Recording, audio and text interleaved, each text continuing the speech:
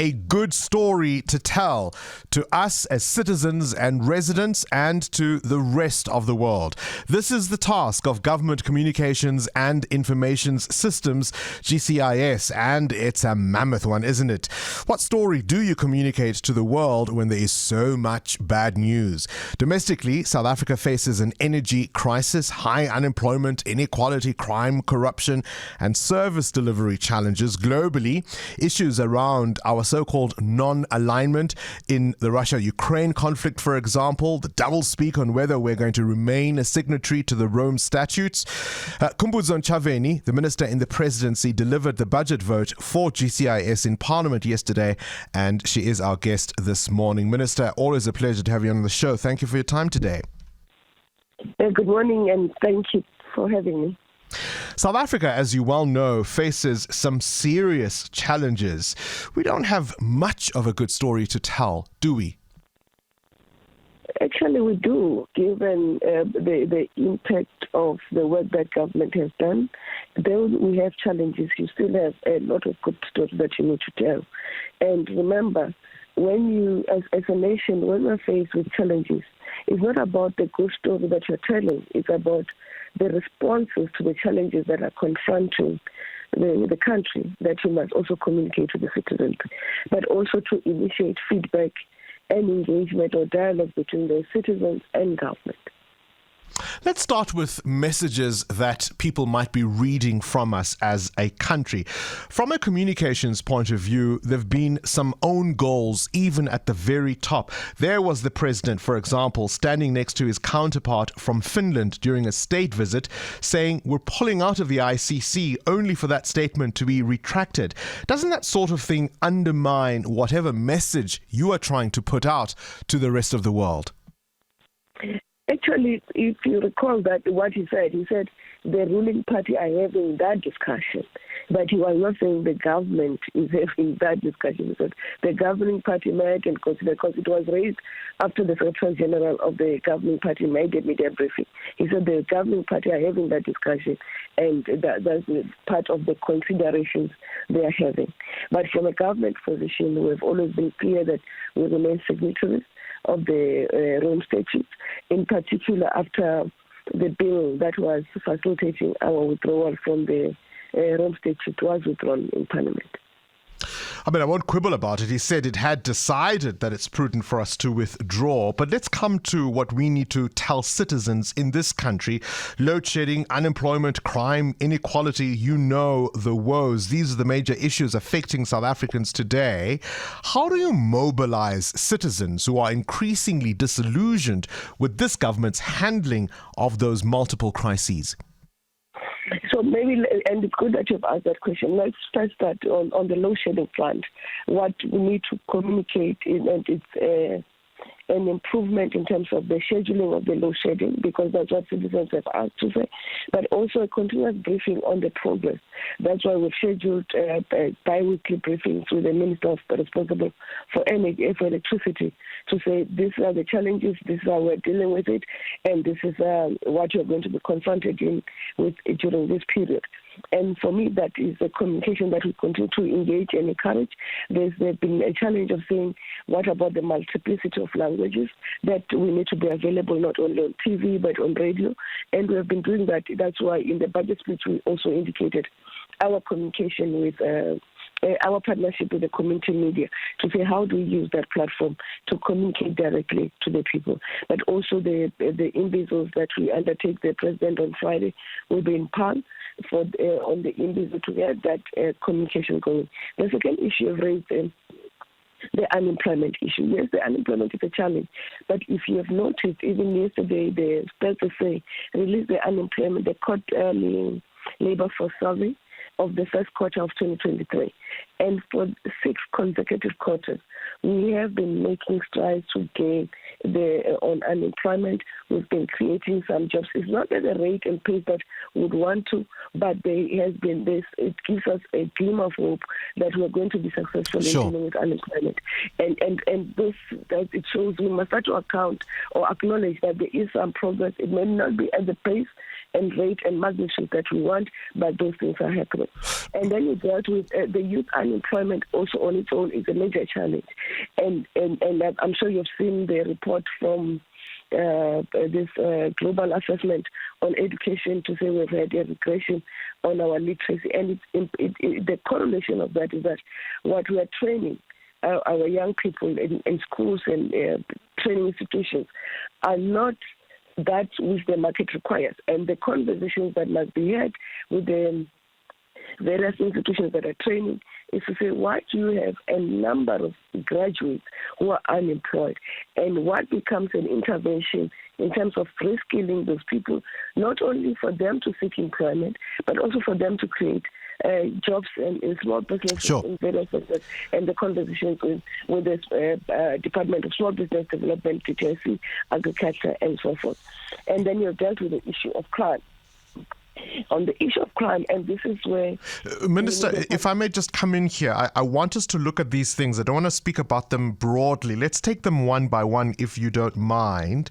So we'll come to the issue of crime in just a moment. But just breaking down, let's start with load shedding. I mean, we are now sitting at almost a permanent stage 6. We've seen a country like the US, for example, telling its citizens here what to do in case there is a total blackout. And despite denials by Eskom that it will happen, part of what your job is to not only communicate messages, but to make sure South Africans believe the messages that you communicate. Many are skeptical about whether or not, in fact, we will have a blackout.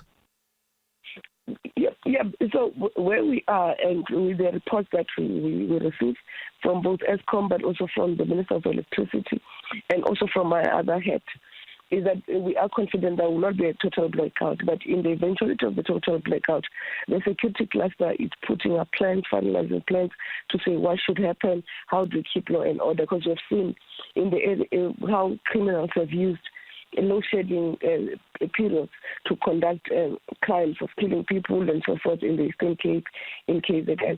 But we are then now saying, what is the plan in the case of load shedding, of a total blackout or the collapse of the grid?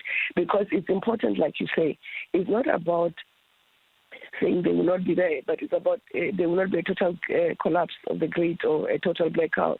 It's about our readiness to deal with that should that happen, which we're saying it will not happen, but we need to assure South Africans and everybody within South Africa to say, if that happens, we've got capacity to deal with that situation and that environment, and that's what is important. Should you not also be communicating messages to citizens and residents about what they need to do if it happens?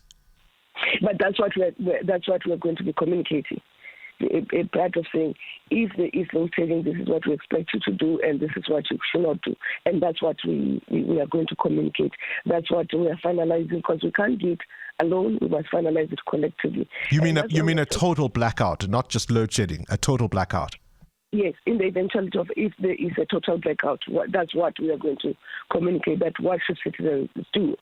And that's why we are also saying, to prevent that, we need citizens to help us save electricity. The target is 1,000 megawatts, and to say what are the things they could do to make sure that we save 1,000 megawatts every day, so that we can save another stage of load shedding. And we must really commend big business. They've come to the party, and we are encouraging citizens and individual households to also come to the party.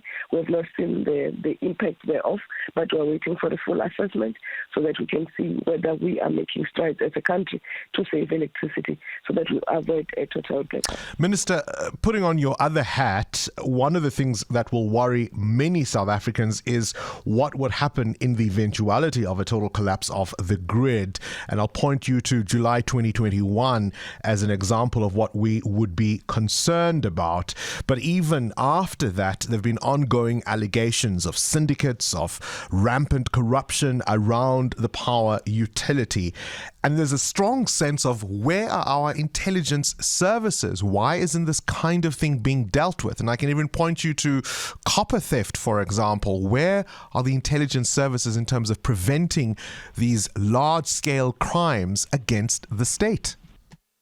Thank you for that question. And I still put my GCIS hat even on this one. So what we've been dealing with is to say, what are the challenges? Copper theft is actually, police have been making new strides in the arrest we have made with the steel manufacturing or steel industry to say, how do we cooperate? Because they're the ones who also run the scrap metal business and so forth. And they are willing to partner with us on dealing with that challenge. The problem is the copper theft, they've been arresting runners. And they've been saying, this is the work that we are doing to make sure that you get to the big fish, people behind the runners, the ordinary people. Our major concern is not actually copper theft, because we think we have a handle of that. Is the terrorism of the pylons that are, because it's not a scrap person who goes to destroy a pylon.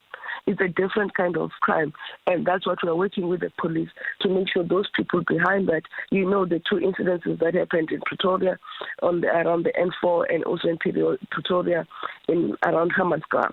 And those incidences, we said we need to then get a handle of it quickly, and we move quickly, and the police are working to make the necessary arrests. And what we have avoided with the police or the law enforcement is to then engage in what you call a large announcement to say this has happened, but we're saying let's tighten our cases so that when we take this issue at prosecution level, we can come up with victory. Because you don't want to arrest Bongani and then charge him, and then Bongani is discharged at prosecution level. And that's why we then work together with the Fishing Center. And when you point to the July 2021, you already have another example of March 2020 to say we have learned to coordinate better the capacity of the state. Minister, yesterday the President said he had shared an African peace mission idea to his Russian counterpart Vladimir Putin and President Zelensky of Ukraine on behalf of a number of presidents on the continent. Are you able to share any details of that with us? I do not know what further details we have in terms. I don't know if you've seen our statement that we, as government, we appreciate that the effort and the feedback from the president is that he has made also calls to President Putin and President Zelensky, and both of them welcome the initiative. They are waiting a delegation to go to Moscow, and we are going to be preparing to go to Moscow and to Kyiv so that we can have the discussions can start, and the African leaders will then take trip to both Moscow and Kyiv to have that discussion. Of course, our major issue on that is the food security that's affecting Africa because of that conflict in between Russia and Ukraine, and we are hopeful that the negotiations will be successful.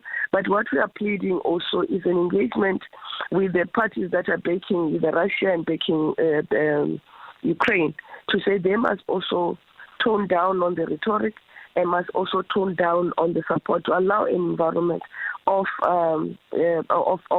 dialogue and also finding each other. If you recall, both the USSR and Russia and Ukraine were part of the USSR, and we think that as brother nations, they can find each other.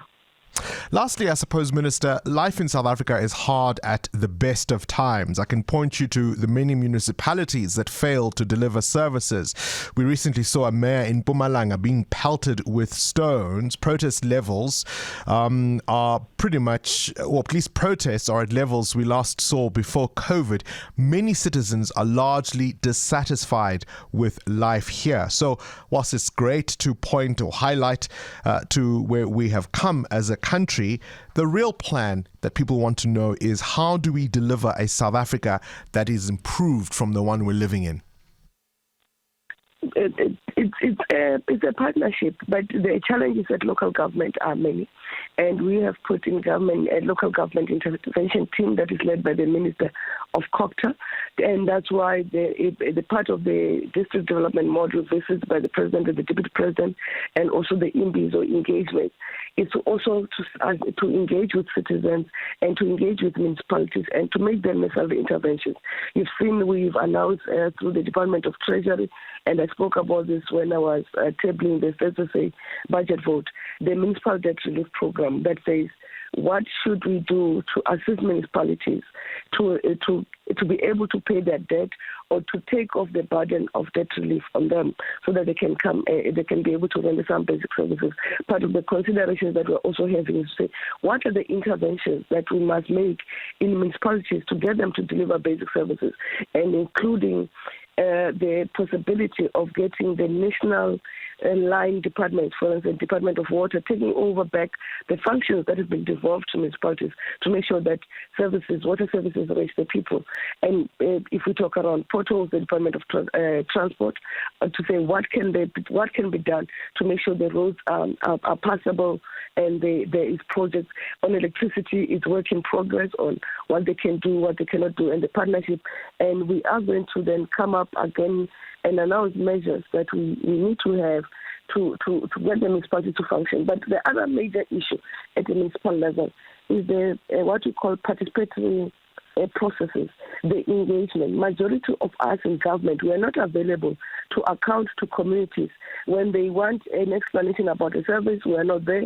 Sometimes we pass the buck to municipalities when that's a service. It's actually a national department problem or the provincial government problem. And municipalities run away from explaining and engaging and getting the relevant people there. So part of our responsibility as GCIS is to make sure that government is there and there are channels of communication.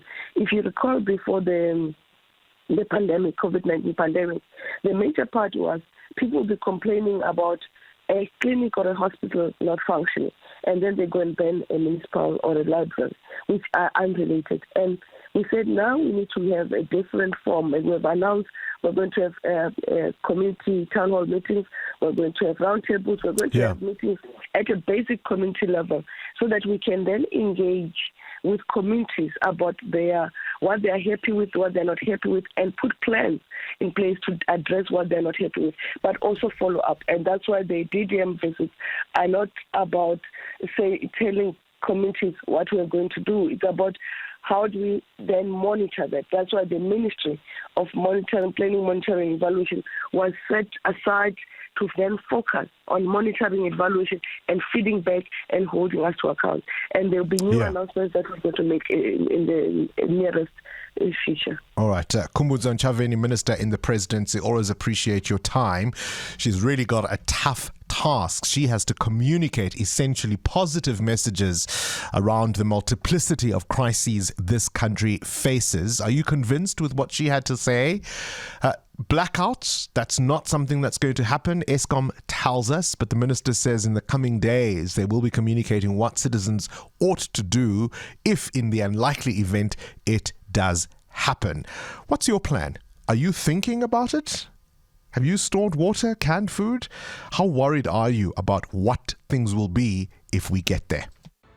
Current events, developing stories, tough questions. Your voice making a difference. This is Breakfast with Bongani Bingwa.